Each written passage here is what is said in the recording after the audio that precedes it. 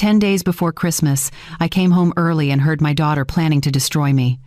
If my mammogram had not finished ahead of schedule, if that traffic light had stayed red instead of green, I would have walked through my front door at the usual time and never known a thing.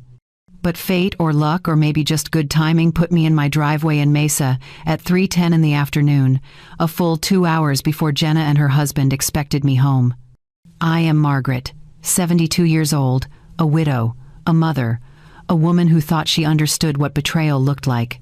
I was wrong. Before I continue, let me ask you something. Wherever you are right now, whatever time it is where you are watching this, I want to know, are you in your kitchen? Your bedroom? Is it morning or late at night? Drop a comment and tell me. And if this story touches something in you, please hit that like button and subscribe, because what I am about to share is something I never thought I would have to say out loud, but maybe someone else needs to hear it.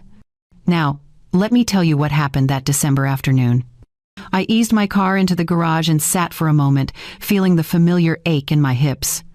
72 years in this body. 50 of them spent taking care of other people. My late husband, my children, my grandchildren. I thought I had given everything I could give.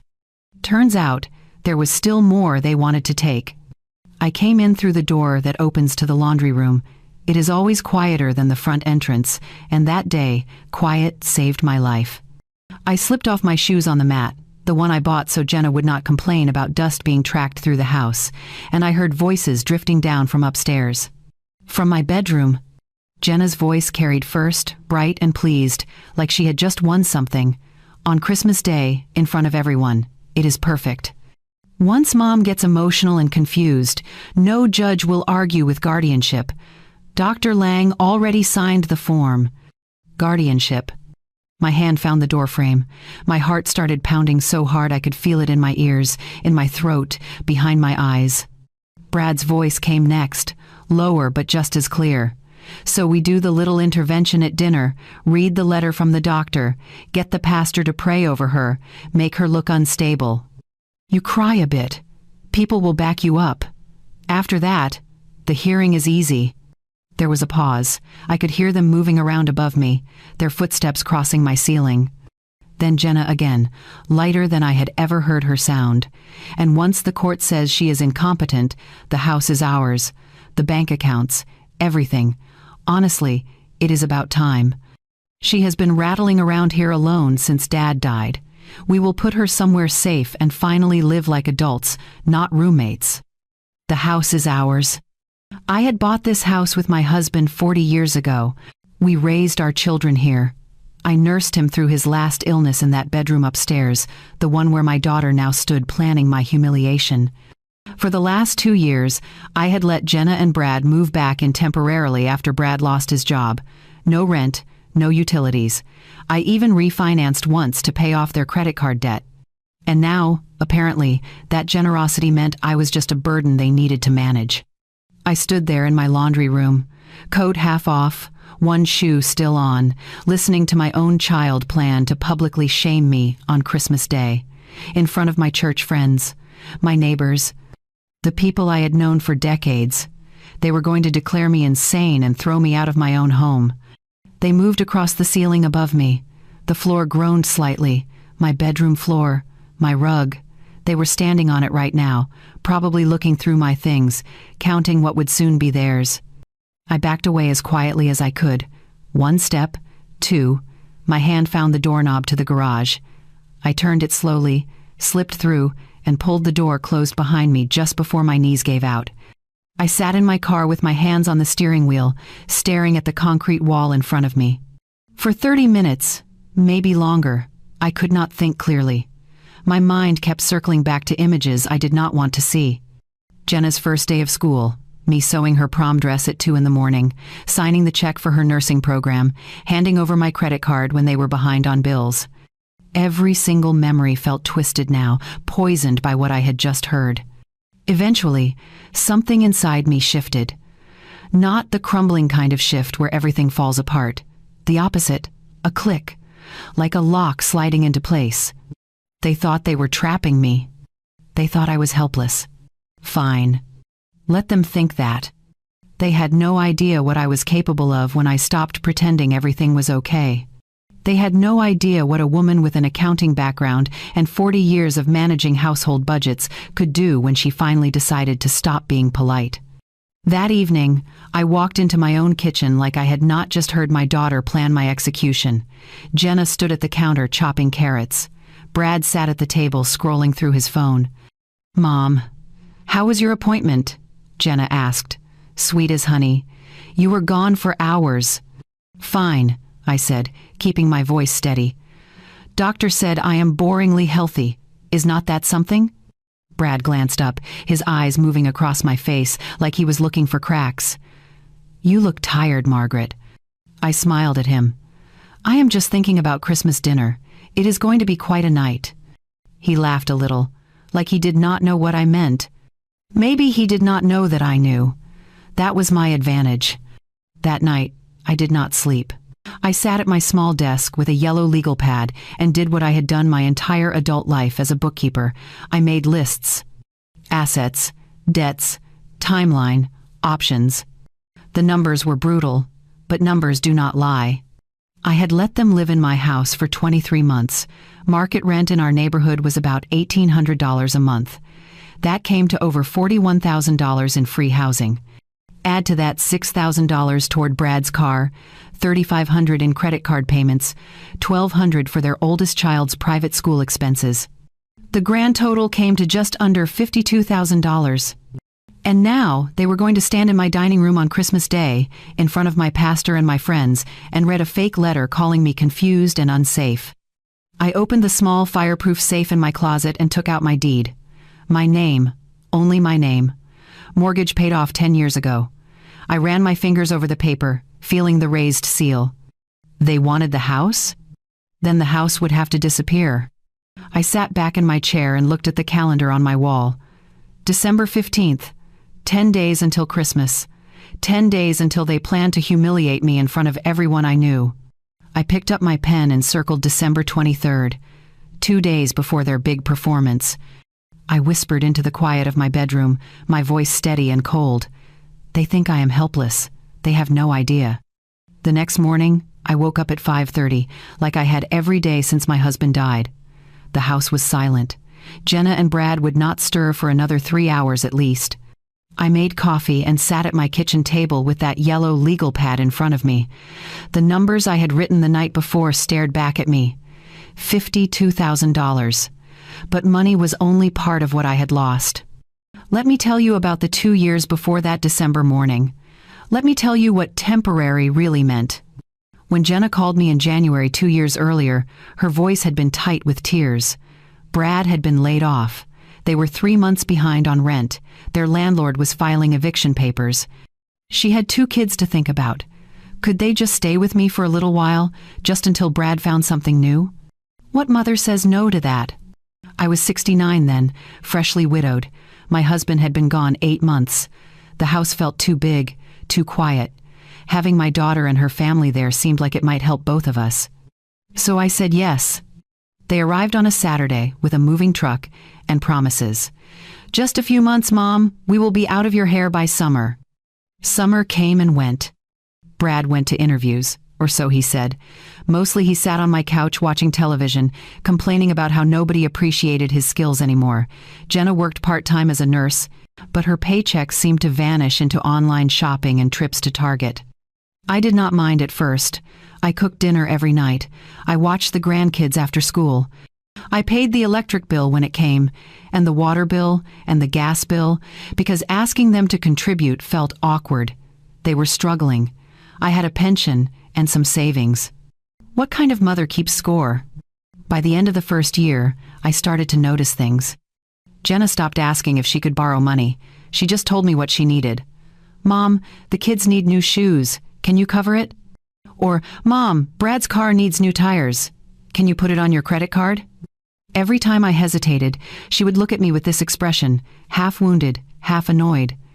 "After everything we do for you, we are here keeping you company. You would be all alone otherwise." Keeping me company. As if I had begged them to move in.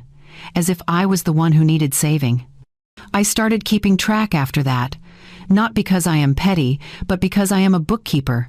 Numbers tell the truth even when people lie. Groceries. I paid for everything. Every gallon of milk, every loaf of bread, every pack of chicken. Average cost per month, $450. Utilities.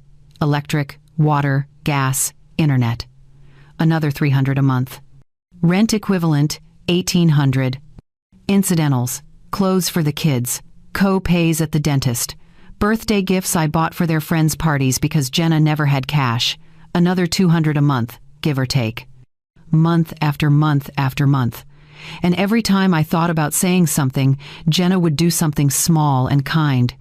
She would make me tea. She would ask how I slept. She would tell me the kids loved having Grandma so close. The manipulation was so gentle I barely noticed it happening.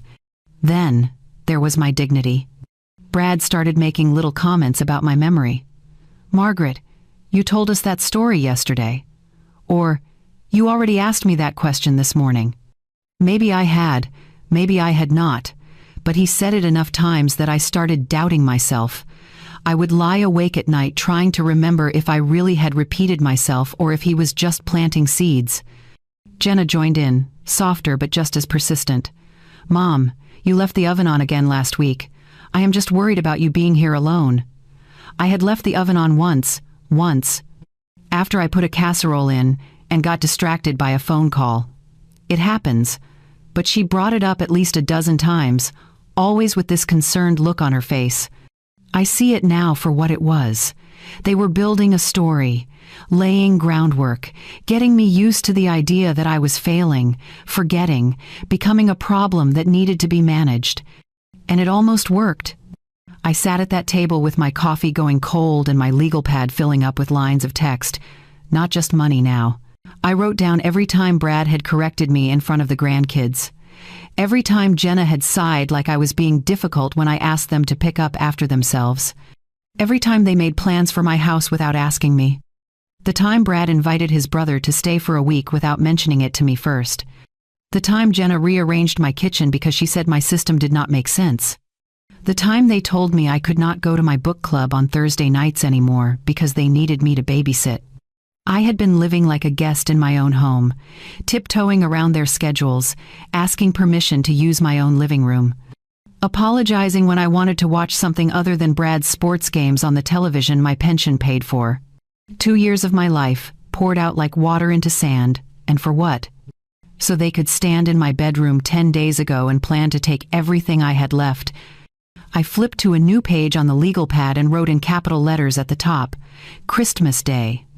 Underneath, I wrote what I knew. They were planning an intervention, a public scene, a performance designed to make me look unstable in front of witnesses, the pastor, the neighbors, my friends from church.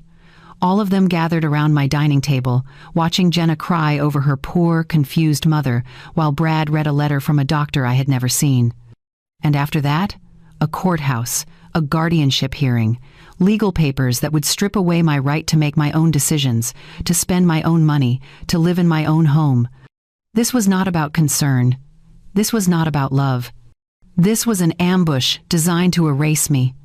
I sat back and looked at everything I had written. $52,000, 23 months. Countless small humiliations. A lifetime of sacrifice, twisted into a weapon they planned to use against me. My hand was shaking as I picked up my pen one more time. At the bottom of the page, I wrote, "If they want to ruin me on Christmas, then Christmas is where everything changes." I underlined it twice. Then I picked up my phone and started searching for the number I had gotten from the woman at church. Law offices of Linda Park. It was time to stop being the victim in my own story. I did not call Linda Park that morning. Not yet.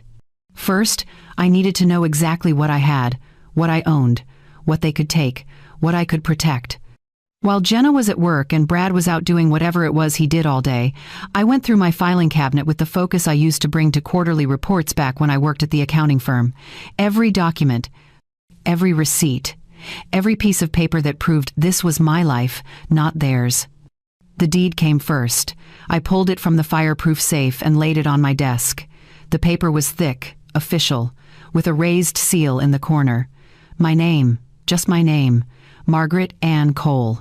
My husband's name had been on it once, but when he died, it transferred to me alone. Sole owner, no mortgage, no liens. Worth approximately $520,000, according to the assessment that came last spring. I set it aside and kept digging. Insurance policies.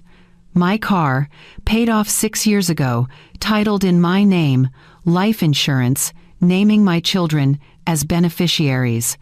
I made a note to change that. Homeowner's insurance, current and active. Bank statements. My pension deposited automatically on the 1st of every month, $2,200.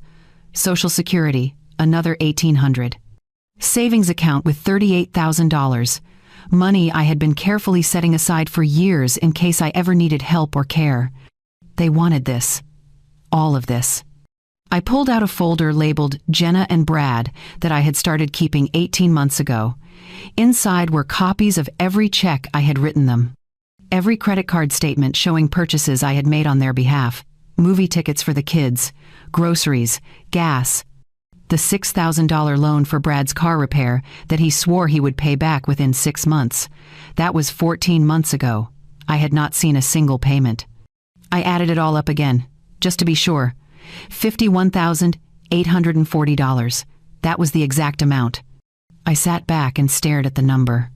My father used to say that when someone shows you who they are, believe them the first time. I had not believed it. I had made excuses. They were struggling. They were stressed. They loved me. They just did not know how to show it properly. But now I knew better. People who love you do not plot your destruction in your own bedroom. I stood up and walked upstairs. My heart beat harder with every step. I had not gone into my bedroom much since I overheard them. It felt contaminated somehow, knowing they had stood in there talking about guardianship and interventions and taking everything from me. But I needed to see what they had been looking at. I opened my closet. Everything looked normal at first glance. My clothes on hangers, shoes lined up on the rack. But when I knelt down to check the safe, I noticed something. Scratches around the lock. Faint, but there. Someone had tried to open it. They did not know the combination. I had never told them, but they had tried anyway. I checked the drawers in my dresser next. Underwear, socks, everything seemed untouched. But in the bottom drawer, where I kept old photo albums and letters from my husband, things were slightly out of order. The albums were stacked differently than I remembered. Someone had been looking through my things. Jenna. She had been searching for something. Maybe financial documents. Maybe a will. Maybe she thought she would find proof that I was incompetent, evidence she could use against me. I felt anger rising in my chest, hot and sharp. This was my home, my private space, and she had gone through it like I was already gone, like I was already in some facility somewhere, unable to stop her. I took pictures with my phone, the scratches on the safe, the disorganized drawer. I did not know if I would need them, but my instincts told me to document everything. Evidence matters, numbers matter, proof matters. Back downstairs, I made myself lunch. A sandwich, some fruit. I ate slowly, thinking. For 2 years, I had felt small in this house. I had felt like I was in the way, like I should be grateful they were here to keep me company. Every time I wanted to say something about the mess they left or the bills they did not pay, I swallowed it. I told myself to be kind, to be patient, to be the bigger person. That version of me felt like someone I used to know a long time ago. The woman sitting at this table now, eating a turkey sandwich and planning her next move, was different. She had been there all along, I think. The bookkeeper who balanced numbers down to the penny. The young mother who figured out how to stretch a paycheck when money was tight. The wife who managed a household budget for 40 years and never once bounced a check. I was not powerless. I had just forgotten I had power. I pulled out my yellow legal pad again and started a new list. This one was different. Not about what I had lost, about what I was going to do. 1. Get a lawyer. Someone who specializes in elder law. Someone who has seen this kind of thing before. 2. Get medical proof that I am competent. A full evaluation from a real doctor, not whatever fake letter Jenna had convinced Dr. Lang to sign. 3. Secure my assets before they can file anything. Move money if I need to. Change beneficiaries. Protect what is mine. 4. Document everything. Dates, times, amounts. Build a case so clear that no judge would ever side with them. 5. Disappear the house. If they cannot take it, they cannot win. That last one made my hand shake a little as I wrote it. Selling my house. The place where I had raised my children, where my husband had died, where 40 years of memories lived in every room. But memories are just ghosts.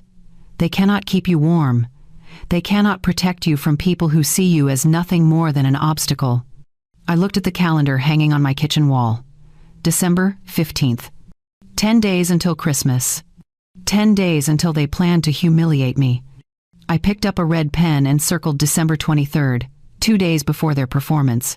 2 days to make sure everything I owned was out of their reach. If I moved fast enough, if I was smart enough, I could take away their entire plan before they even knew what was happening. I reached for my phone and dialed the number I had found the night before. Law offices of Linda Park, a calm voice answered. Yes, I said, and my voice did not shake. My name is Margaret Cole, and I need to speak with someone about protecting myself from my own daughter. There was a brief pause, then gently, "Can you come in this afternoon?" "Yes," I said, "I can be there in an hour." I hung up, grabbed my purse and my folder of documents, and walked out to my car. For the first time in 2 years, I was not asking permission. I was taking my life back. The law offices of Linda Park sat in a modest brick building in downtown Phoenix, sandwiched between a coffee shop and a tax preparation service. I parked on the street and sat in my car for a moment, gripping the folder of documents against my chest. This was real now. I was about to tell a complete stranger that my own daughter was trying to steal my life. The shame of it threatened to pull me back. What would this lawyer think of me?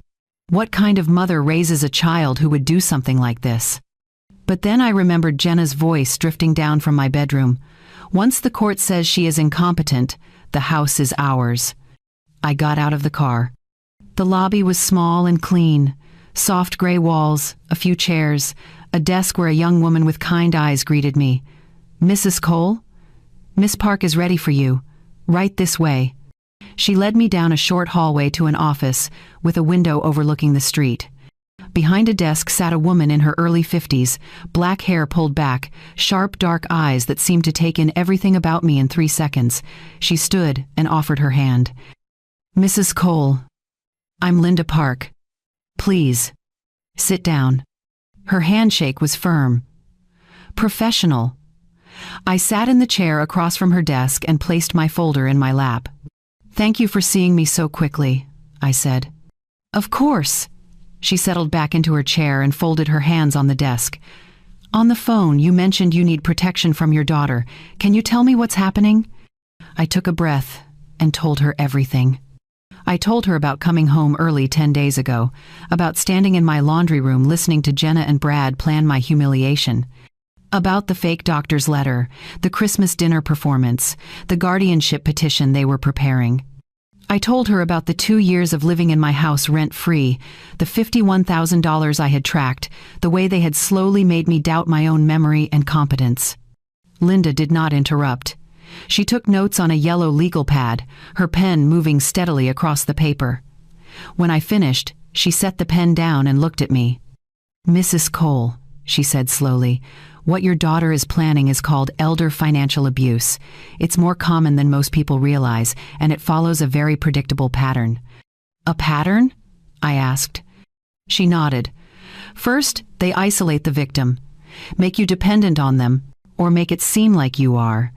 They moved into your home, which puts them in a position of control.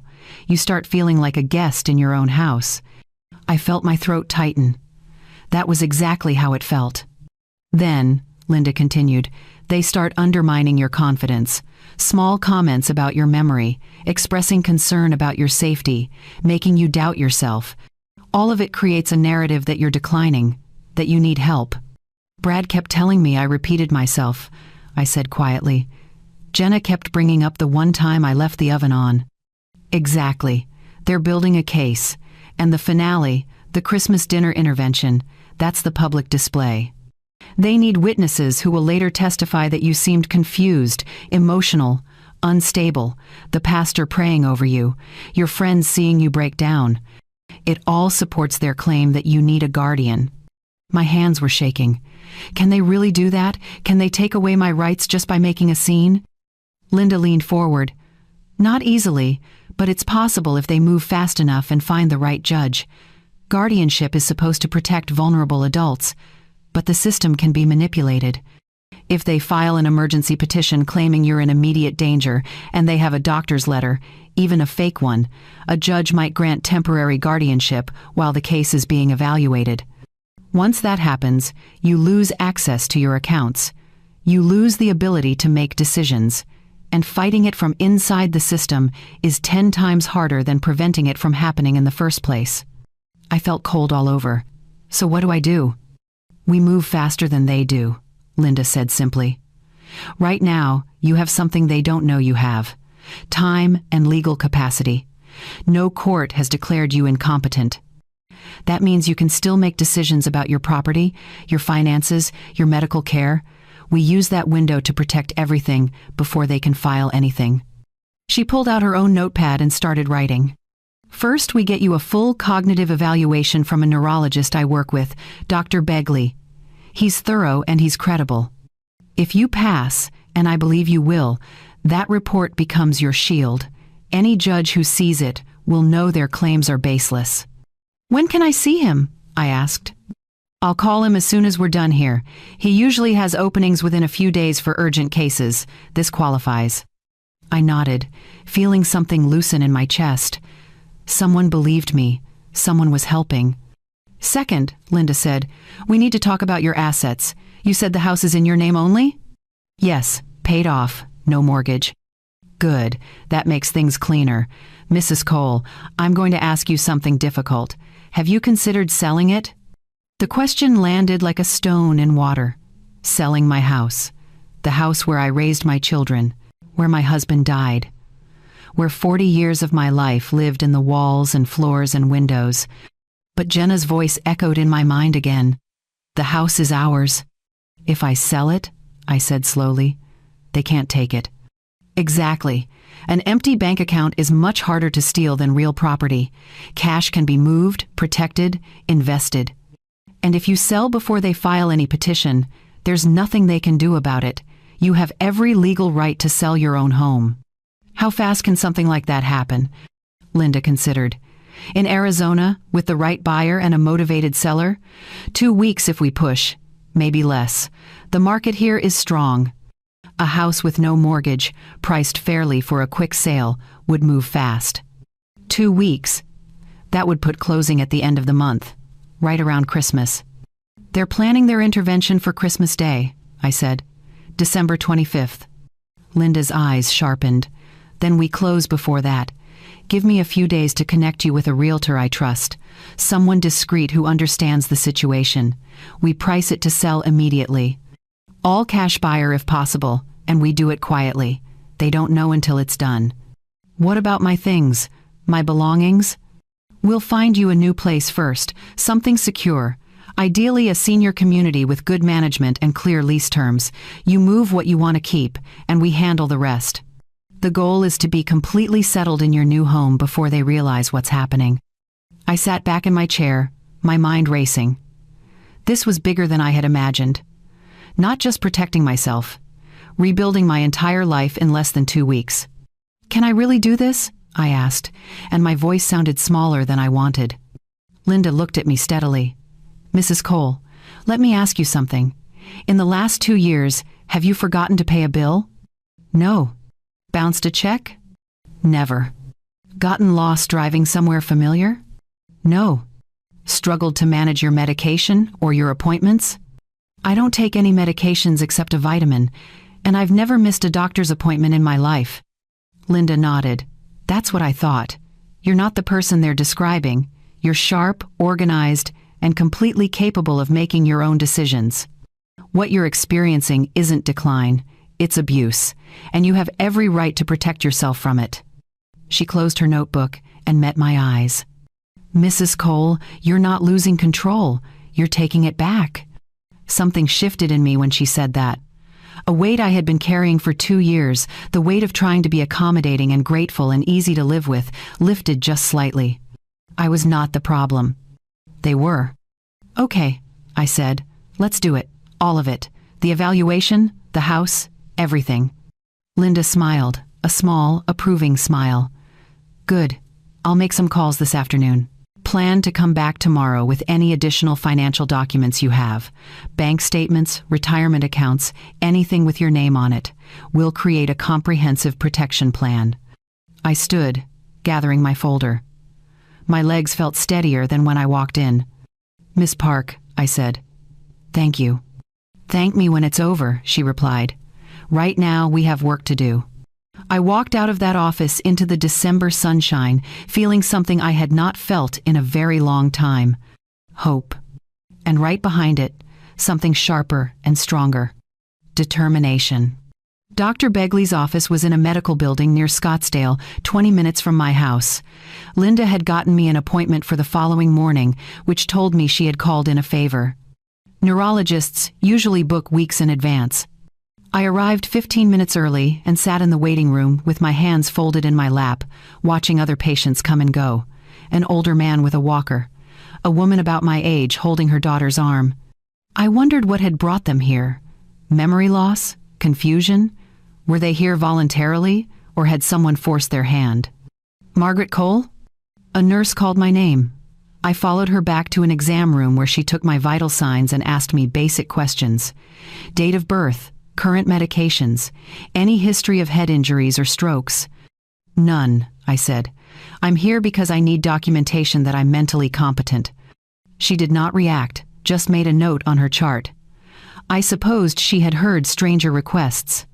Dr. Begley came in a few minutes later. He was younger than I expected, maybe 40, with glasses and a calm, measured way of speaking. "Mrs. Cole, I understand Miss Park referred you." She explained the general situation. "You're facing a potential guardianship challenge, and you need a thorough cognitive assessment." "Yes," I said. "My daughter is planning to claim I'm incompetent. I need proof that I'm not."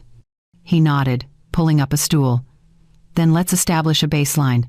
I'm going to run you through a series of tests. Some will feel easy, some might feel silly. Just answer honestly and do your best. There are no trick questions." For the next hour, he put me through everything. He asked me to remember lists of words, then recall them 5 minutes later. Apple, table, penny, flower, river. I got all 5. He had me draw a clock showing 10 minutes past 11. I drew the circle, placed the numbers, positioned the hands correctly. He asked me to count backward from 100 by sevens. 100, 93, 86, 79. I kept going until he told me to stop. He showed me pictures of objects and asked me to name them. Scissors, cactus, hammock, accordion, no hesitation.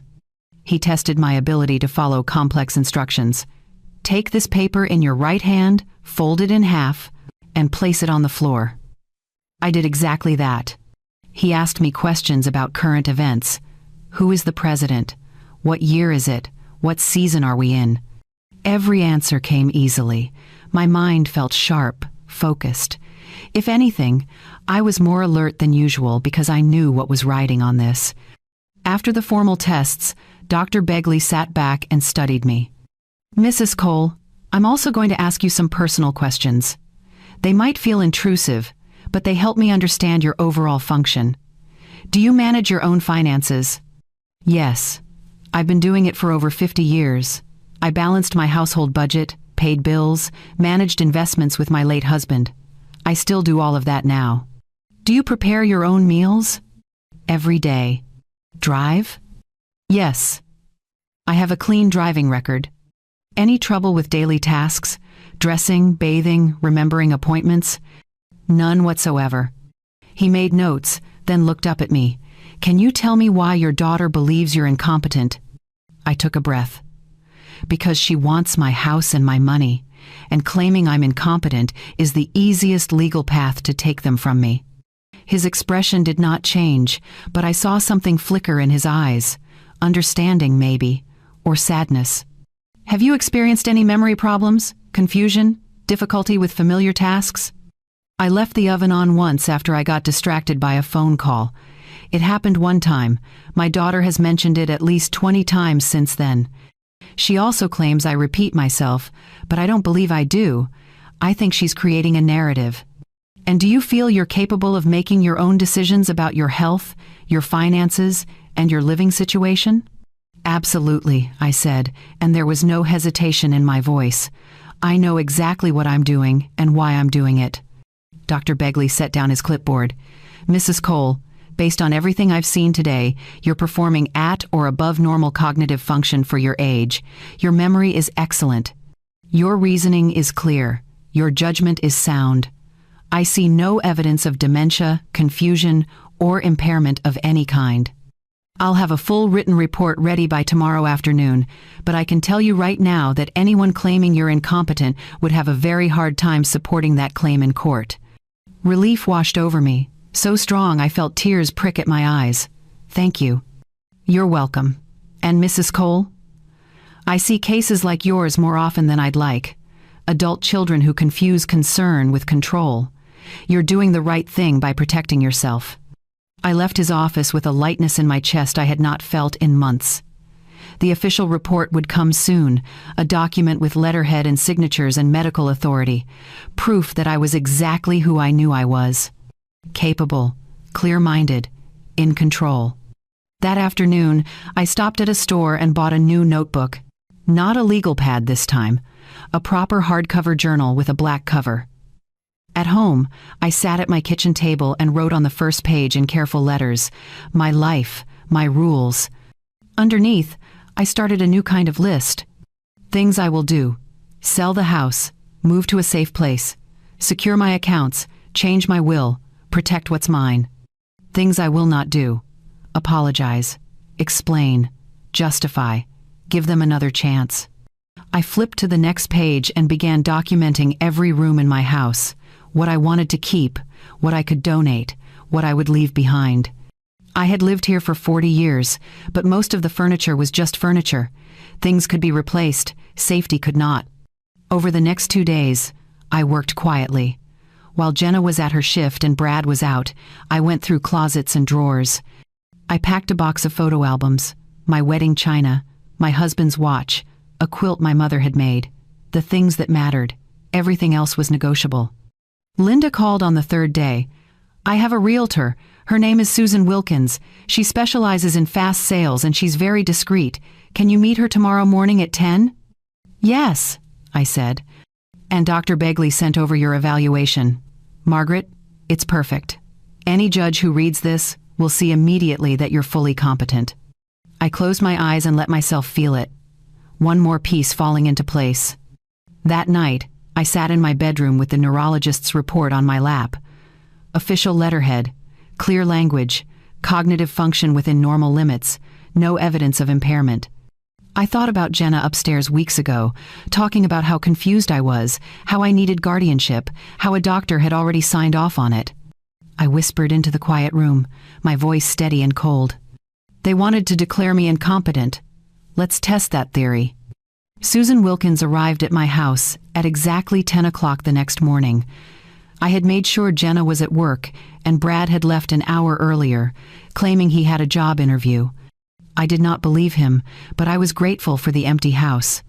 Susan was in her mid-40s, professional but warm, carrying a leather portfolio and a measuring tape. She shook my hand at the door and got straight to business. "Mrs. Cole," Linda explained your situation. "I want you to know that everything we do here is confidential. I won't discuss this sale with anyone except you and the title company. And we're going to move fast." "How fast?" I asked, leading her inside. "If we price it right and find a cash buyer, we can close in 10 days. Maybe less." 10 days. That would be December 23rd, 2 days before Christmas. 2 days before Jenna planned to destroy me. Susan walked through every room, taking notes and measurements. She photographed the kitchen, the living room, the bedrooms. She checked the roof from the outside, examined the garage, looked at the landscaping. The whole time, I felt my heart beating too fast, afraid that Brad would come home early, that Jenna would forget something and turn around, that a neighbor would see the realtor's car and mention it. But no one came. After an hour, Susan sat with me at my kitchen table and showed me comparables, houses similar to mine that had sold recently in the neighborhood. The numbers ranged from $490,000 to $540,000.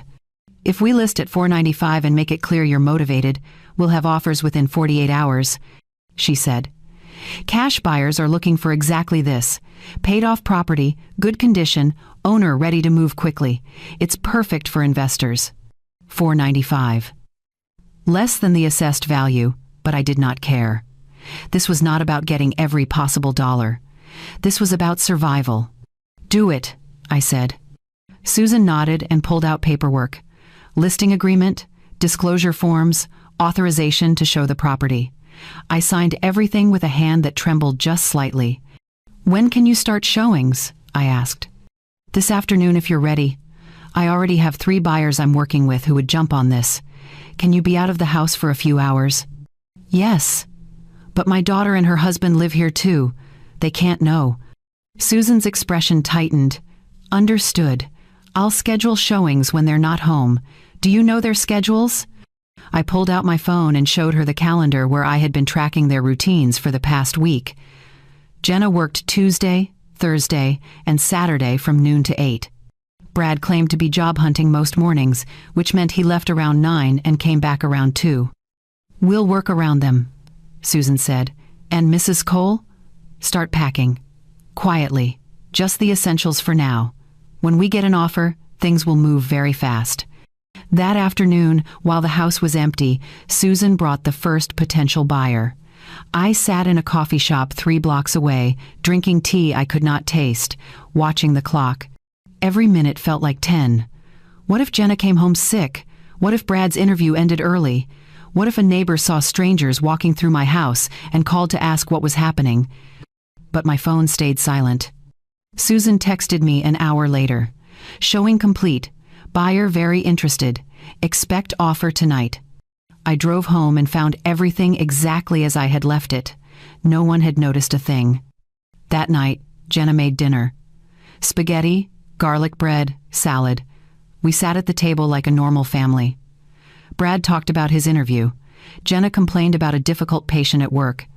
I nodded and made appropriate sounds, while inside my head I kept thinking, a stranger walked through this kitchen 6 hours ago. A stranger who might buy this house out from under you before you even know what's happening.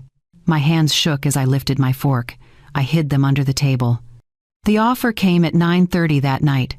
Susan called while I was in my bedroom with the door closed. Cash offer, $480. Closing in 12 days. December 23rd. They'll waive inspection if you agree to sell as is. $480,000, $20,000 less than asking, but all cash, no contingencies, and a closing date that landed exactly where I needed it. I'll take it, I said. I'll send the paperwork tonight, sign and return by tomorrow morning, and we'll be in contract. I hung up and sat on my bed, staring at the wall. My house. The house where I had lived for 40 years, where I had raised my children and buried my husband's ashes in the garden. Where every room held a memory, and in 12 days, it would belong to someone else. But Jenna would never have it, and that was worth every memory I was leaving behind. Over the next week and a half, I lived 2 lives. During the day, I was the same confused old woman Jenna expected me to be. I asked what day it was. I misplaced my reading glasses on purpose. I let Brad correct me when I told a story, even though I knew I had the details right. I played my part perfectly. But when they were gone, I worked.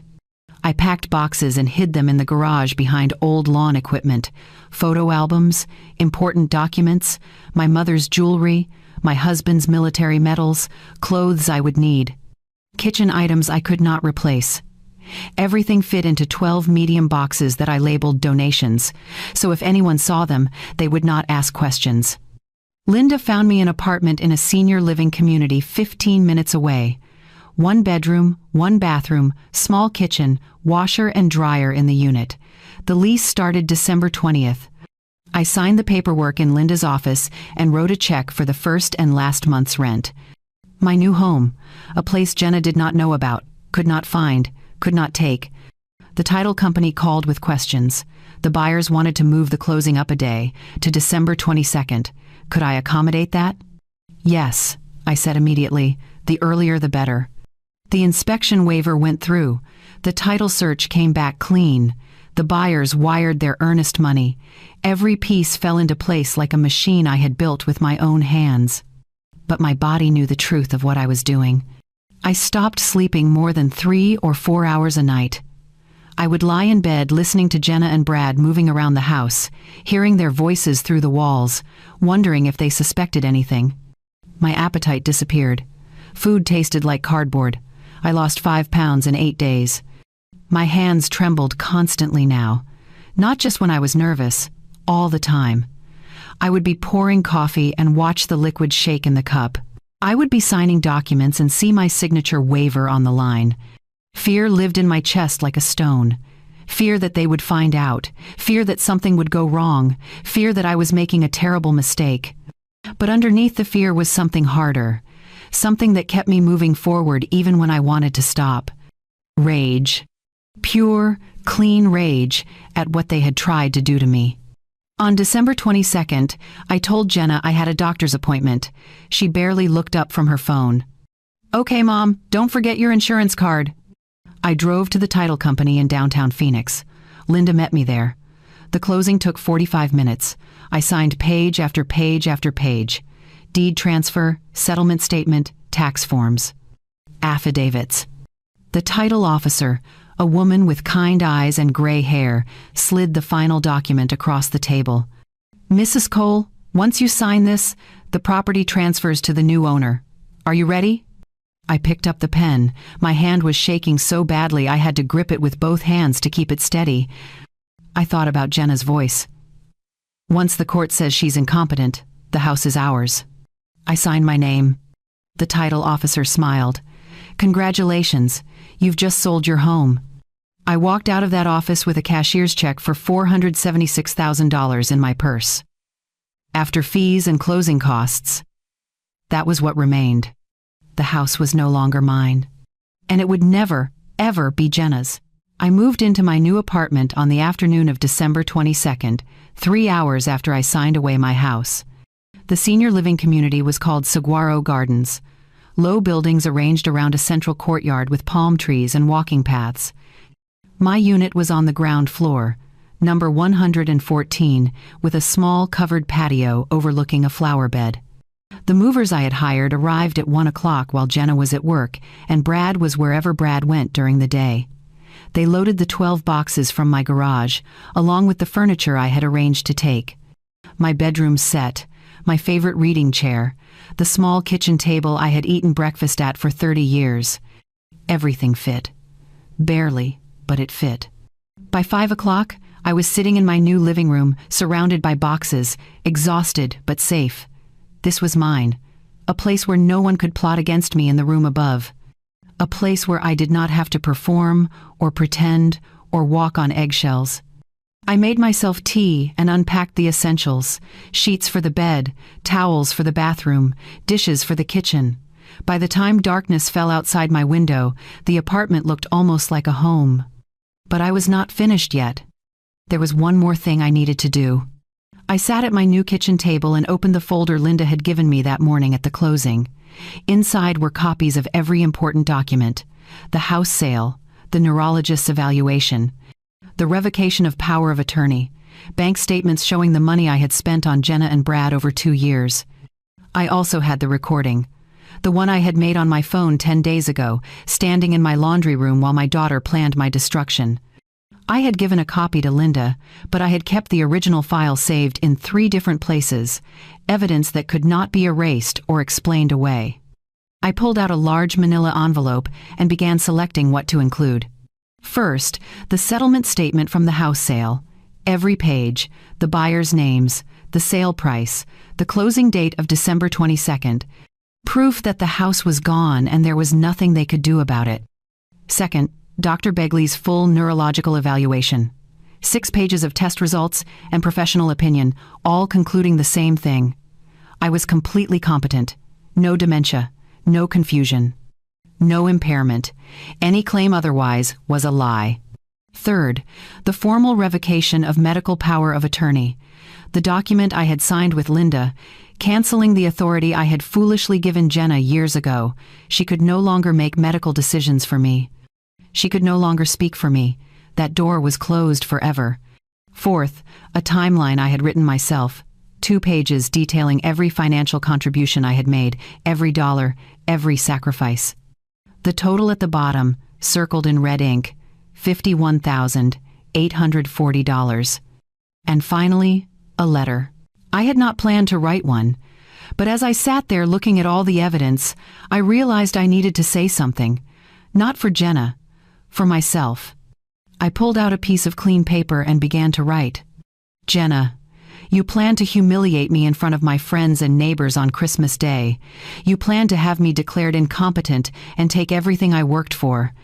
You plan to erase my autonomy and throw me into a facility while you lived in my house and spent my money. I heard every word. I have recordings. I have proof. And I have protected myself in every legal way possible. The house is sold. My assets are secure. My competence is documented. You will not control me. You will not manipulate me. You will not steal from me. This ends now. I raised you to be better than this. I loved you more than my own life. But love without respect is just need, and I will not be used anymore. I hope someday you understand what you became. Margaret. I read it twice, then folded it and placed it on top of the other documents. Everything fit perfectly inside the manila envelope. On the outside, in clear block letters, I wrote, "For Jenna." I sealed it and sat back, staring at what I had created. Not just an envelope, a bomb. A truth that would destroy every plan they had made. It was almost 8 o'clock, late enough that the house would be quiet, early enough that they would not be asleep yet.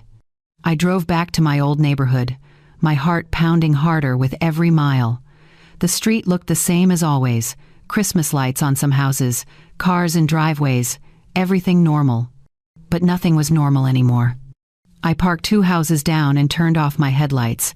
Through the front window, I could see the glow of the television. They were home. Probably on the couch, probably planning their big Christmas dinner performance just 3 days away. They had no idea their entire world was about to collapse. I took my key and walked quietly to the side door, the one that led through the laundry room. My hands were shaking so badly I almost dropped the envelope. I steadied myself against the door frame and listened. Television voices, a commercial, nothing else. I slipped inside, moving through the laundry room into the hallway. Every step felt too loud. Every breath sounded like thunder. I climbed the stairs, keeping to the edges where the wood did not creak as much. My bedroom door was half open. I stepped inside and crossed to the dresser. Top drawer. Exactly where I told her it would be. I placed the envelope inside, centering it carefully so she could not miss it. Then I stood there for a moment, looking around the room that had been mine for 40 years. The bed where my husband died. The closet where I had kept my wedding dress until I finally donated it. The window that looked out over the backyard where my children used to play. So many memories, so much life. And now it belonged to strangers. But it was better this way. Strangers could not betray you. Strangers could not smile in your face while planning to destroy you. I felt grief rise in my chest, sharp and sudden. Not for the house, for my daughter, for the child I had raised who had grown into someone I did not recognize. Someone who saw her own mother as nothing more than an obstacle to overcome. Where had I gone wrong? What had I done to make her think this was acceptable? But even as the questions formed, I knew the truth. This was not about me. This was about her choices, her greed, her willingness to hurt someone who loved her. I had not failed as a mother. She had failed as a daughter. I closed the drawer quietly and stepped back. My voice came out as a whisper, steady and final. "Merry Christmas, Jenna." Then I turned and walked out of that house for the last time. Christmas morning arrived quiet and gentle. I woke up in my new apartment at 7:30, sunlight streaming through curtains I had hung just 2 days earlier. For a moment, I forgot where I was. The ceiling looked wrong. The walls were the wrong color. Then memory settled in and I remembered. I was free. I made coffee in my small kitchen, the kind I liked, strong and black. No one to tell me it was too early or too strong or that I should switch to decaf. I put on a Christmas album, soft instrumental carols, and sat at my table looking out at the courtyard. A few residents were already walking the paths, an older man with a dog, 2 women in matching tracksuits doing their morning exercise, normal people living normal lives. I was one of them now. I ate toast with butter and jam. I watered the small poinsettia I had bought for myself. I did not turn on the television. I did not need the noise. The quiet was enough. My phone sat on the counter, silent. I knew it would not stay that way. The first call came at 11:47. I watched Jenna's name light up the screen. I let it ring through to voicemail. She did not leave a message. 10 seconds later, it rang again. I picked up my coffee and took a sip, watching her name flash over and over. She was panicking. Good. On the third call, I answered. "Hello, Jenna." "Mom." Her voice was bright but strained, like a wire pulled too tight. "Where are you? Everyone's here." "The pastor just arrived. The Hendersons are in the living room. Aunt Carla brought her famous rolls. We're all waiting for you to come pray over dinner. You're late." I took another sip of coffee, slow and deliberate. "Oh, sweetheart," I said, and the word tasted like metal in my mouth. "I'm exactly where I need to be." Silence. Then her voice came back sharper. "What does that mean? You're supposed to be here. You can't just forget Christmas dinner. Everyone is asking where you are." "I didn't forget," I said calmly. "Go upstairs." "What?" "Go to my bedroom. Top dresser drawer. There's an envelope with your name on it. Open it while we're on the phone." "Mom, what are you talking about? I don't have time for this. People are waiting and the turkey is almost ready and—" "Now, Jenna." My voice cut through her excuses like a blade. There must have been something in my tone, something she had never heard before, because she went quiet. I heard movement, her breathing, quick and shallow, footsteps on the hardwood floor, then muffled as she reached the carpet. Voices in the background, someone laughing, the clink of glasses. All those people downstairs, waiting for the show Jenna had planned, waiting to watch her poor, confused mother break down so they could nod sympathetically when the guardianship papers were filed. A door opened. Footsteps across my old bedroom. The drawer slid open. There's an envelope here." "Yes," I said. "Open it." I heard paper tearing. Then silence. 5 seconds. 10. 15. When she spoke again, her voice was smaller, confused. "What is this?" "This says, Mom, this says you sold the house. On December 22nd. That was 3 days ago." "You can't. This doesn't make sense." "It makes perfect sense," I replied. "Keep reading." More rustling. I could picture her hands shaking as she pulled out page after page. The settlement statement, the neurologist's report, the revoked power of attorney. "You sold our house?" Her voice was rising now, panic replacing confusion. "You sold it without telling us? Where are we supposed to live? What are we supposed to do?" "Your house?" I let the question hang in the air. "Jenna, that house was never yours. It was mine. My name on the deed. My mortgage payments for 30 years. My home. And yes, I sold it. Because I heard you planning to take it from me." "That's not... We weren't trying to. Mom, you're confused. You don't understand what..." "I understand perfectly," I cut in. "I stood in my laundry room 10 days ago and heard every word. The fake doctor's letter, the Christmas dinner intervention, the guardianship petition. I heard you and Brad planning to humiliate me in front of everyone downstairs right now so you could declare me incompetent and steal everything I worked for." Dead silence. Then Brad's voice in the background, rough and demanding. "What's going on? What is she talking about?" I heard the phone shift.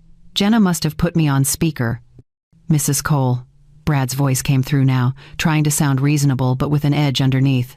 I think there's been a misunderstanding. We were just concerned about you. You've been forgetting things, acting strangely. We thought you might need some help managing your affairs." "Is that what you call it?" I asked. "Managing my affairs? Or were you managing to steal my house while pretending to care about my welfare? This is ridiculous. We have rights. We've been living there for 2 years. You can't just sell the house out from under us without warning." "Actually, Brad, I can. And I did. Because it was my house, my property, my legal right to sell it whenever I wanted. You were guests. Guests who never paid rent, never contributed to bills, and apparently spent their free time plotting to have me declared incompetent." Jenna's voice came back, desperate now. "Mom, we already filed some paperwork. We talked to a lawyer. This doesn't change anything. You selling the house like this just proves you're not thinking clearly. We can still—" "No, Jenna. You can't." I set down my coffee cup and spoke clearly, each word deliberate. "In that envelope, you'll find a full neurological evaluation from Dr. Begley, 6 pages documenting that I'm in perfect mental health. You'll also find the revocation of the power of attorney I foolishly gave you years ago. You no longer have any legal authority over my medical care or my finances. And you'll find a timeline of every dollar I spent on you for the past 2 years, $51,840, all documented, all proof that I'm the victim here, not you." "You can't do this," Brad said, his voice hardening. "We'll fight it. We'll tell the judge you were manipulated, that your lawyer took advantage of you. We'll get everything reversed." "With what evidence, Brad?" "The fake letter from Dr. Lang, who never examined me. Good luck explaining that to a judge. Or maybe you'd like to present your case using the recording I made of you and Jenna planning this entire scheme in my bedroom." The silence that followed was absolute. You recorded us?" Jenna's voice was barely a whisper now. "I recorded my own daughter in my own house discussing how to steal my life. Yes. Arizona is a one-party consent state, which means those recordings are completely legal. Linda has copies. The court will have copies if you try to file anything. Every word you said, every detail of your plan, all of it documented." I heard something crash in the background, glass breaking, someone downstairs asking if everything was okay. Brad's voice came back, louder now, angrier. "This won't hold up. You're 72 years old. No judge will believe you did all this on your own. Someone put you up to this. Someone manipulated you into protecting myself," I asked. "Into using my own legal rights to secure my own property? Brad, I was a bookkeeper for 30 years. I managed household finances, investments, and tax returns. I'm not a confused old woman. I'm someone who finally woke up to what you were doing." Jenna made a sound somewhere between a sob and a gasp. "Mom, please. We didn't mean. We were just worried about you. You've been acting strange. We thought. You thought I would be easy to control." I finished. "You thought you could manufacture a crisis on Christmas Day, humiliate me in front of my friends, and have me declared incompetent before I knew what was happening. You thought wrong." More voices downstairs now. The pastor asking if Jenna was coming down, someone mentioning that dinner was getting cold.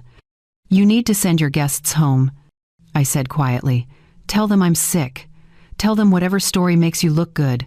But do not, ever again, try to take my life out from under me while smiling in my face." "Where are we supposed to go?" Jenna's voice cracked. "We counted on this house. We have kids. We have nowhere to—" "You're both in your 30s with college degrees. You have working legs and functioning brains. You'll figure it out. I did, at 21, with a baby and no help from anyone." "Mom." "No, Jenna. That was your last chance. The moment you decided I was an obstacle instead of a person. The moment you chose greed over respect. You made your choice. Now, live with it." My hand was steady as I moved my thumb to the end call button. "You should not have tried to ruin me." I hung up and blocked her number before I could change my mind. The apartment was quiet again. My Christmas album still played softly in the background. Silent night, holy night. I sat at my table and looked out at the courtyard, at the palm trees swaying in the gentle December breeze, at the world continuing on like nothing had happened. Somewhere across town, my daughter was standing in a house that no longer belonged to me, holding papers that proved all her careful plans had turned to dust. And I was here, safe, free, whole. I picked up my coffee and took a long, slow sip. It tasted like victory. The calls started again 2 hours later. I had blocked Jenna's number, but she tried from Brad's phone, then from a number I did not recognize, then from what looked like Aunt Carla's cell. Each time, I watched the screen light up and let it go to voicemail. I did not listen to the messages. I did not need to. I knew what they would say. Apologies that were not really apologies, explanations that were really excuses, promises that meant nothing. But Linda called that evening, and I answered immediately. Margaret, they filed an emergency petition this afternoon, guardianship based on alleged mental incapacity. They're claiming you're being manipulated and need immediate intervention. My stomach dropped. Can they do that? On Christmas Day? They can try. The courthouse is closed, but they submitted it electronically for review. It'll be assigned to a judge tomorrow morning. Linda's voice was calm, steady. But Margaret, don't worry. I've already prepared our response. The neurologist's report, the house sale documents, the recordings, everything. When the judge sees what we have, this gets dismissed immediately. What if the judge sides with them before reading everything? What if they get temporary custody, or whatever it's called? Emergency guardianship, Linda corrected. And it won't happen. The standard is very high. They'd need to prove you're in immediate danger and unable to make decisions. We have medical proof that you're completely competent. Their petition is going to fall apart the second a judge looks at it. I let out a breath I had not realized I was holding. Okay. What do I need to do? Nothing. I'll handle it. You stay where you are, stay safe, and let me deal with them. She was right. The next morning, Linda called with an update. The judge reviewed both filings, denied their petition outright. Not only that, he scheduled a hearing for next week to determine if they filed frivolously. Making false statements in guardianship petitions is serious, Margaret. They could face penalties. What kind of penalties? Fines, court costs, possibly sanctions against their attorney if he knew the claims were fabricated. The judge was not pleased with the fake doctor's letter. Dr. Lang is going to have some explaining to do about why he signed a form for a patient he never examined. For the first time in weeks, I felt something close to satisfaction. Not joy, not happiness, just the quiet knowledge that justice was starting to catch up with them. But Jenna and Brad were not finished. When the legal route failed, they switched tactics. The texts started on December 27th. From numbers I did not recognize, which meant they were using friends' phones or maybe getting new ones. Mom, please, I'm so sorry. I made a terrible mistake. Can we talk? I love you. I never meant to hurt you. Please give me a chance to explain. The kids are asking about Grandma. They miss you. Please don't punish them for my mistakes. That last one almost worked. My grandchildren. 2 little ones who had nothing to do with their parents' greed. But I stopped myself before I could respond, because Jenna was using them as weapons. She always had, mentioning them whenever she wanted something, knowing I would bend. Not anymore. More texts came. These were different, desperate. We have nowhere to go. The new owners want us out by January 5th. We can't find a place that will take us with our credit. Please, Mom, we need help. Brad lost another job opportunity because of the stress. We're falling apart, don't you care what happens to us? I know you're angry, but family forgives. Family helps each other. You taught me that. I read each message and felt nothing. No guilt, no sympathy, no wavering. Because I recognized what this was. Not remorse, not love, just panic that their safety net had disappeared. They did not want me. They wanted what I could give them. Money, housing, control. Linda filed a formal restraining order request after the texts kept coming. Harassment, unwanted contact, attempts at manipulation. The judge granted a temporary order. No contact except through attorneys. Violation would result in contempt charges. The texts stopped. But 3 days later, a letter arrived at my apartment. hand-delivered, slipped under my door. I recognized Jenna's handwriting on the envelope. I almost threw it away without opening it, but something made me look. Maybe I needed to see how far she would go. Maybe I needed confirmation that I had made the right choice. Inside was 3 pages, front and back. Her handwriting, rushed and messy. She called me her best friend, her rock, her everything. She said she had made mistakes, but she was learning and growing, and she needed her mother now more than ever. She said Brad was sorry too, that he had been the one pushing the guardianship idea and she had just gone along with it because she was scared and confused. She said she forgave me for selling the house. She understood I was upset, but now it was time to move forward, to heal, to be a family again. At the bottom, she had written, "I love you more than anything. Please come back to us." I read it twice, then I tore it into small pieces and threw it in the trash. Because I knew the truth. She loved what I represented. Stability, money, a backup plan, but she did not love me. People who love you do not try to destroy you. People who love you do not fake medical documents and plan public humiliation. Love without respect is just need, and I was done being needed. That evening, I sat down to my first real meal in my new apartment. Nothing fancy.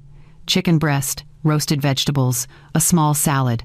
But it was mine, cooked in my kitchen, eaten at my table, in complete silence. No one complaining about the seasoning. No one scrolling on their phone instead of talking. No one making comments about my memory or my choices or my life. Just me.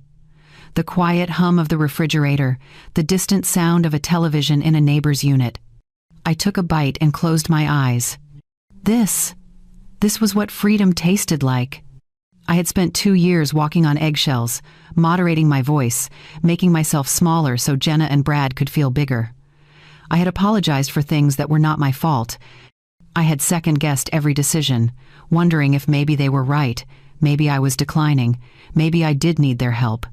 But sitting here now, in my small apartment with my simple meal and my hard-won peace, I understood something I had not fully grasped before. Silence is freedom. Not loneliness, not isolation, freedom. The freedom to live without fear, without manipulation, without constantly bracing for the next criticism or the next demand. I finished my meal slowly, savoring every bite. Then I washed my dishes, dried them, and put them away. My kitchen, my dishes, my life, and no one could take that from me ever again. The hearing happened on January 8th. Linda had warned me I did not need to attend, but I wanted to be there. I wanted to see it. The moment when everything they had planned came crashing down in front of a judge. The courtroom was smaller than I expected. Plain walls, fluorescent lights, wooden benches that reminded me of church pews. Linda sat beside me at one table. Across the aisle, Jenna and Brad sat with their attorney, a nervous-looking man in an ill-fitting suit who kept shuffling papers like he was searching for something that was not there. Jenna would not look at me. She stared straight ahead, her hands folded on the table, her face pale. Brad kept glancing over, his jaw tight, anger radiating from him like heat. The judge entered. A woman in her 60s with sharp eyes and an expression that suggested she did not tolerate nonsense. "This is a motion to dismiss a guardianship petition," she said, looking down at the file in front of her, "and a counter-motion alleging frivolous filing and elder abuse. Let's start with the petitioners.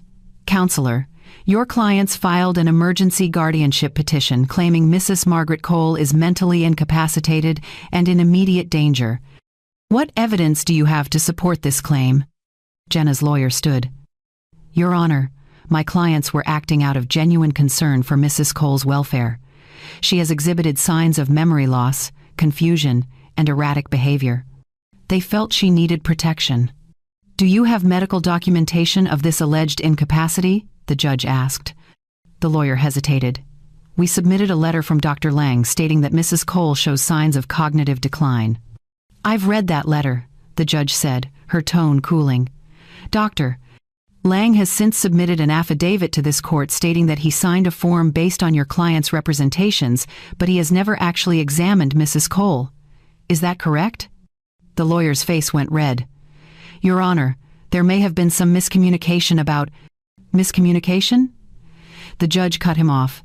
Counselor, submitting false medical evidence in a guardianship case is not a miscommunication. It's fraud. Silence. The judge turned to Linda. Miss Park, I've reviewed your response.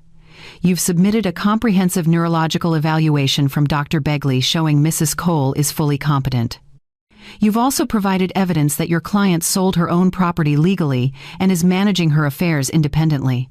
Is there anything you'd like to add? Linda stood. Yes, Your Honor. I'd also like to submit recordings of the petitioners discussing their plan to fabricate Mrs. Cole's incapacity in order to gain control of her assets. These recordings clearly show this was not about concern. It was about theft. The judge took the flash drive Linda offered. I'll review these, but based on what I've seen so far, this petition is denied. Permanently. Mrs. Cole is clearly competent to manage her own affairs. She turned back to Jenna and Brad. Furthermore, I'm sanctioning both petitioners and their attorney. You will pay Mrs. Cole's legal fees. You will also pay a fine to the court for filing a frivolous and malicious petition. This kind of abuse of the guardianship system will not be tolerated. Brad stood up, his chair scraping loudly. This is ridiculous. She's our family. We have rights. Sit down, Mr. Thompson, the judge said sharply. You have no rights to another person's property or autonomy, family or not. What you do have is a serious problem if I find evidence of attempted elder abuse. Now, sit down before I hold you in contempt. Brad sat. Jenna still would not look at me. Mrs. Cole, the judge said, her voice softening slightly, do you wish to pursue criminal charges against your daughter and son-in-law? I looked at Jenna then, really looked at her. She was crying, silent tears running down her face. She looked smaller somehow, defeated.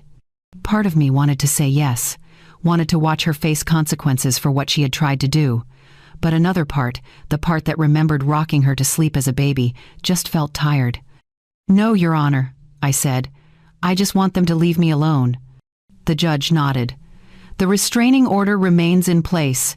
No contact except through attorneys. This court is adjourned. We walked out into the January sunshine. Linda squeezed my shoulder. You did it, she said. We did it, I corrected. But it was not quite over yet. The legal consequences were just the beginning. The social consequences came next. News travels fast in a church community. By the following Sunday, everyone knew. Not the version Jenna had planned to tell, the story of her poor, confused mother who needed to be saved. The real version, the truth about what she had tried to do. My friend Dorothy called me that afternoon. Margaret, I had no idea. When Jenna told us you were sick on Christmas, I believed her. I feel like such a fool. You're not a fool, I said. She's very good at lying. Well, she won't be lying to us anymore. Half the choir has already told her she's not welcome, and the pastor wants to speak with her about Christian values and honesty. I should have felt vindicated. Instead, I just felt sad. This was not how I wanted things to end. But Jenna had made her choices. Now she lived with them. A week later, I took part of the money from the house sale and donated $25,000 to a local organization that helped elderly adults protect themselves from financial abuse. The director, a kind woman named Patricia, invited me to speak at one of their support groups. I told my story to a room of 15 people, mostly women my age or older, who had experienced similar betrayals, adult children who stole, family members who manipulated. Loved ones who saw them as resources instead of people. When I finished, a woman in the front row reached for my hand. Thank you, she whispered. I thought I was the only one. You're not, I said, and you're not powerless either. I started building my new life, piece by piece. I decorated my apartment. A soft blue for the bedroom, cheerful yellow curtains in the kitchen, plants on the patio that I watered every morning. I joined a book club in the community. We met every Tuesday evening to discuss mysteries and historical fiction. I joined a water aerobics class on Thursdays. I volunteered at the library on Saturday mornings, shelving books and helping patrons find what they needed. For the first time in years, I had friends who wanted nothing from me except my company. People who valued my thoughts, my opinions, my time. People who saw me as a whole person, not as a means to an end. In February, one final message came through. A new number I did not recognize. A text that appeared on my screen while I was making dinner. "Mom, please. We're being evicted. We need $5,000 for first and last month's rent somewhere new. The kids need stability. Please help us. I'm begging you." I stared at the message for a long moment. $5,000, a fraction of what they had taken from me over 2 years, a drop in the bucket compared to what they had tried to steal. But it was not about the amount. It was about what it represented. One more demand, one more manipulation, one more time treating me like a bank account with a heartbeat. I typed a response, my fingers steady on the screen. "I'm honoring the choice you made when you tried to destroy me. Do not contact me again." I sent it. Then I blocked the number. Then I blocked every possible way she could reach me. Email, social media, everything. The silence that followed was complete. That evening, I stood in my living room looking around at the life I had built. Small but mine, simple but safe, quiet but peaceful. My favorite chair by the window, my books on the shelf, my plants growing in their pots, my calendar on the wall with Tuesday's book club circled in red, Thursday's water aerobics marked in blue. No one to question my choices, no one to undermine my confidence, no one to make me feel small or foolish or in the way. Just me, Margaret, 72 years old, competent, independent, free. I thought about the woman I had been 6 weeks ago, standing in her laundry room, shaking with shock and fear, listening to her daughter plan her destruction. That woman had felt powerless, trapped, broken. This woman, standing in her own apartment in her own life, felt none of those things. I walked to my patio door and stepped outside into the cool evening air. Somewhere in the distance, I could hear children playing, a dog barking, the normal sounds of people living their lives. I took a deep breath and smiled. I was safe. I was whole. And I was never, ever going back. Spring arrived in Arizona with wildflowers blooming along the walking paths at Saguaro Gardens. I had been in my apartment for 3 months, and the rhythm of my days had settled into something I never expected to find again. Peace. Every morning, I woke at 7 without an alarm. I made my coffee and sat on my small patio, watching the sun rise over the courtyard. Birds came to the feeder I had hung from the eave. Finches mostly, with their cheerful songs and busy energy, sometimes a dove or two. I named them, the regulars. There was Fred, a house finch with a particularly bright red chest, and Margot, a mourning dove who always arrived at exactly 7:15. Silly, maybe, but they were my morning companions, and I looked forward to seeing them. Tuesday mornings, I volunteered at the community library, shelving books, helping people find what they needed, running the checkout desk when Betty took her lunch break. Simple work, but satisfying. I liked being useful without being used. The library director, a woman named Karen, had become something close to a friend. She brought me coffee sometimes, and we would talk about books, about life, about nothing in particular. Easy conversation with no weight behind it. Thursdays were water aerobics, 10 of us, all women over 60, moving through the warm pool to music from the 80s. Maggie led the class, calling out instructions while we laughed and splashed and complained about sore joints. Afterward, we sat in the hot tub and talked. Real talk, about grown children who disappointed us. About husbands we had lost. About lives that had not turned out the way we planned but were still worth living. These women knew my story. Not because I announced it, but because it came up naturally over weeks of conversation. They did not judge. They did not tell me I should forgive or try again, or give Jenna another chance. They understood. One of them, a woman named Ruth, had been through something similar with her son. He had forged her signature on loan documents and nearly destroyed her credit before she caught him. She had not spoken to him in 5 years. "Do you regret it?" I asked her one afternoon in the hot tub. She thought for a moment, then shook her head.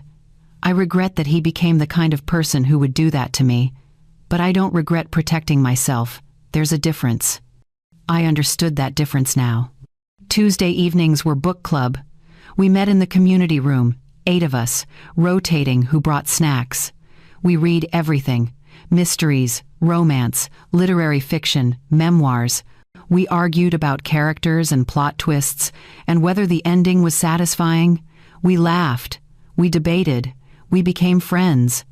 Helen, who lived 2 doors down from me, started inviting me to dinner once a week. She was 75, a widow like me, with 3 sons who called her every Sunday and visited once a month. Good sons. The kind I had hoped to raise. "You raised the child you had," Helen said to me once when I mentioned Jenna. "You can't blame yourself for who she chose to become." I was learning that, slowly. Saturdays, I took myself to breakfast at a small cafe downtown. I sat by the window with a book and a plate of eggs and toast. I watched people walk by, families, couples, people living their lives. I felt no envy, no longing, just quiet contentment. Sundays, I went to a different church, smaller than my old one, less formal. The pastor was a young woman with kind eyes who preached about grace and second chances and the courage it takes to walk away from people who hurt you. I cried during her sermons sometimes, not from sadness, from relief. In late March, the community held a potluck dinner. I made my cranberry salad, the one I used to bring to church functions, the one people always complimented. I set it on the long table with everyone else's dishes and stood back, suddenly nervous. What if no one took any? What if they thought I was trying too hard? What if I did not belong here either? But Ruth came over with a plate and took a generous scoop. "Is this yours, Margaret? It looks wonderful." Others followed. By the end of the night, my dish was empty. Walking back to my apartment later, I realized something. I felt lighter. Not just physically, though I had lost the tension I used to carry in my shoulders, but emotionally, spiritually. The weight of trying to earn love from people who saw me as an obligation was gone. I did not have to prove my worth anymore. I did not have to be useful or convenient or easy. I could just be myself, flawed and imperfect and enough. That night, I stood in my bathroom, brushing my teeth, and caught my own reflection in the mirror. I looked older than I had 6 months ago, more lines around my eyes, gray hair I had stopped coloring. But my eyes looked different, clearer, calmer. I smiled at my reflection. For the first time in 20 years, I recognized the woman looking back at me. It is June now. 6 months since that December afternoon when I came home early and heard my daughter planning to destroy me. 6 months since I stood in my laundry room with my heart pounding and my world collapsing, believing I was trapped. I sit on my patio this evening, watching the sun set over the mountains in the distance, and I think about how much has changed, not just my address or my bank account or my legal status, but me, who I am, what I believe about myself. For most of my life, I thought being a good mother meant sacrifice. It meant putting my children's needs above my own. It meant giving until there was nothing left, and then finding a way to give more. I was wrong. Being a good mother means teaching your children that people have value beyond what they can provide. It means modeling boundaries and self-respect. It means showing them that love without respect is not love at all. It is just need, dressed up in prettier words. I did not fail Jenna by protecting myself. I failed her years earlier by never teaching her that I was a person who deserved dignity. But I learned, and that is what matters now. People ask me sometimes if I regret what I did, if I wish I had tried harder to work things out, if I miss my daughter. The answer is complicated. I miss the daughter I thought I had, the one who valued me, the one who saw me as more than a resource to exploit, but that daughter, if she ever existed, is gone. The woman who stood in my bedroom planning my humiliation is not someone I recognize, not someone I can trust, not someone I want in my life. And I am at peace with that. My new life is smaller than my old one, fewer people, less noise, but it is mine in a way nothing has been mine in years. Every choice I make is my own. Every boundary I set is respected. Every morning I wake up without fear. That is worth more than any house, any relationship, any amount of money. If you are watching this and you see yourself in my story, I want you to hear this. You are not powerless. You are not too old. You are not too confused or too weak or too dependent. Those are lies people tell you to keep you trapped. You have rights. You have options. You have strength you have not tapped into yet because no one has forced you to find it. Do not wait for things to get better on their own. They will not. People who manipulate you will not suddenly wake up and decide to respect you.